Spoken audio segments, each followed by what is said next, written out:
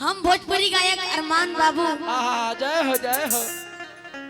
रउआ सब भोजपुरी श्रोता सुने लोग हमें जैसे गोड़ छुए गोड़ लगाता नहीं। खुशी रह ब्यास। और भैया हां दो लाइन में माइक लेके चले के बाद बाद जो चाहता नहीं लोगन धकवे करी। हाय हाय हाय उहे कर खती आइले बड़ा तो काहे खाती आई बड़ाई जा बैठ भैया ना भैया तो कर ही नहीं बन जा। ओ गान बजान। हां भैया मैं के माई से पार के पहले दोनों को बताओ। हां आ के मेरा और से प्यार करेला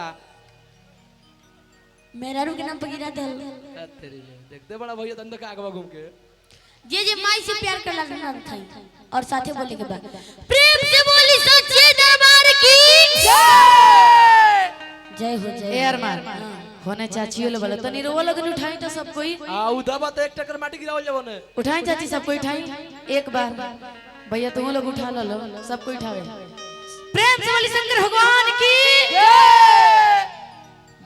और भैया रात के हम ये कार्यक्रम रहे तो थोड़ा अभी आवाज लागल बा लेकिन फिर भी कोशिश करेंगे कि बढ़िया से बढ़िया शो को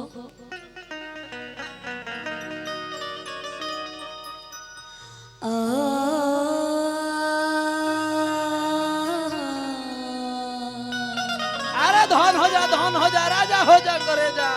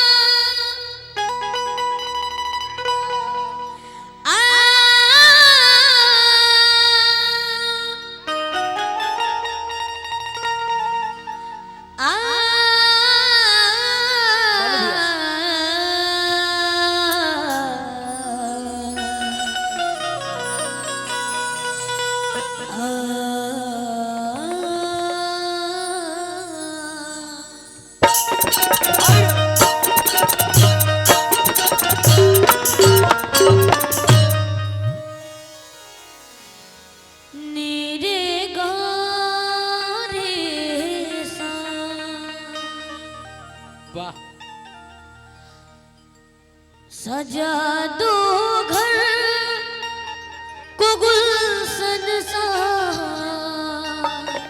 ब्यास सजा दो घर को गुलशन सा मेरे सरकार आए हैं। सजा दो घर को गुलशन सा मेरे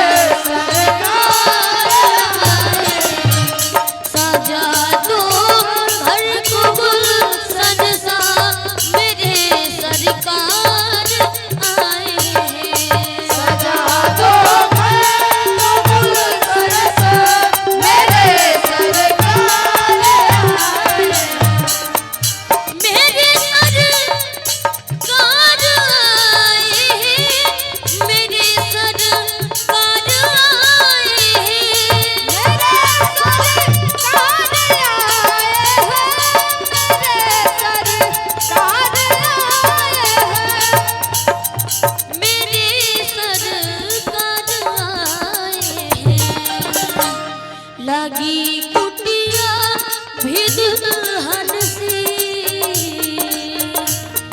लगी कुटिया भी दुल्हन सी मेरे सरकार आए हैं।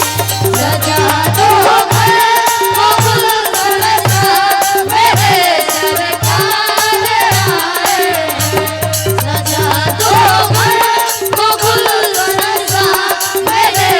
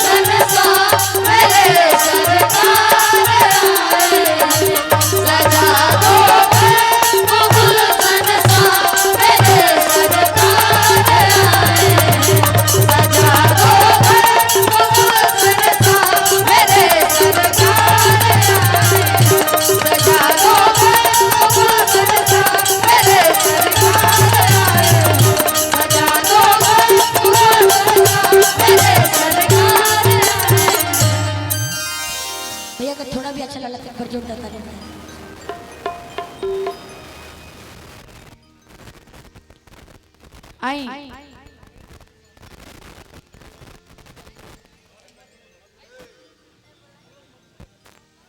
चुपचाप बैठे हैं। अबे आलू को भी भांटा है जी नहीं खे बेचा